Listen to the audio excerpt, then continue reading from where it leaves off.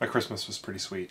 So it's the end of the year, and that means I should probably do some sort of retrospective on the best comics of 2014. Problem is, I don't exactly read all the new comics as they come out, so I'm not really an authority on what can be considered the best. Also, my regular pull list is made up of titles that have been around for a couple of years now. Reading monthly comics on a regular basis is like watching TV on a regular basis. Your favorite stuff is probably already a few years in. But I feel it is my duty to let you know what the best of 2014 was, so let's give it a shot.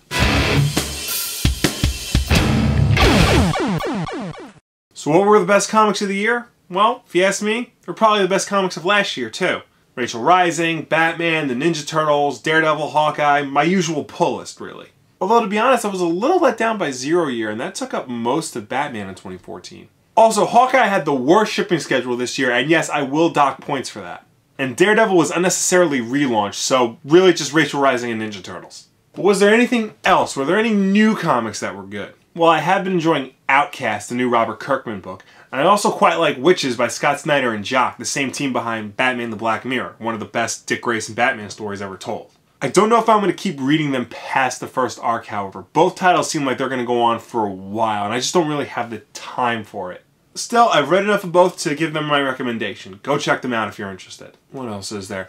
Batman Eternal and Arkham Manor, both books that I haven't read the whole thing of, but are both really good and worth checking out. Also, it looks like DC finally got Superman back on track, with Greg Pak doing Action Comics and Jeff Johns and John Romita Jr. handling the main title. Marvel has their new Ms. Marvel series and a relaunch of Captain Marvel.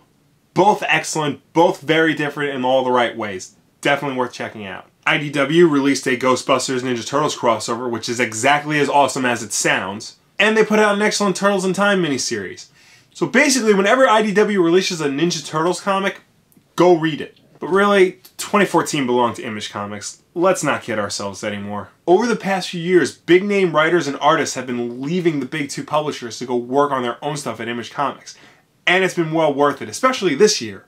Ed Brubaker and Sean Phillips recently wrapped Fatal, but they just released the Fade Out this year, which if you like Fatal, you will definitely love the Fade Out. The Gotham Central team of Greg Rucka and Michael Lark have reteamed to do Lazarus, which is just brilliant. Matt Fraction has pretty much abandoned all of his Marvel work to work exclusively at Image, and books like Sex Criminal, Satellite Sam, and now Odyssey show that it's the right decision to make.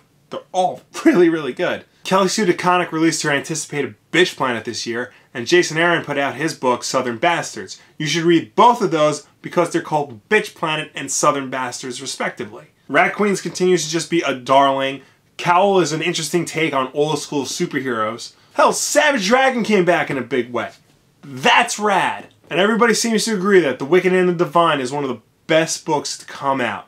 I haven't read it yet, but you know what? I'm going to take their word for it. So go check it out too. You might have noticed that I didn't mention Saga, and at this point I feel like I shouldn't have to. So yeah, the best comic of 2014 just goes to Image. All of them. Even Spawn. But tell me what you guys think. What are some of your favorite comic books of 2014? Let me know down below or anywhere on social media. And as always, like if you like, subscribe if you really like, share this video with your friends. Thank you very much for watching. I'll see you in 2015. First things first, Sony, just give Spider-Man back. You're done. You screwed up. You don't know what you're doing anymore. Just call it a day and go home. You're drunk. Go work on that 21 Jump Street Men in Black crossover. I actually really want to see that. But you make that in a movie, and it's just, you know, an Indiana Jones knockoff. But because you're interacting with it and you're adding your own elements to it, you're making it a better story by doing that.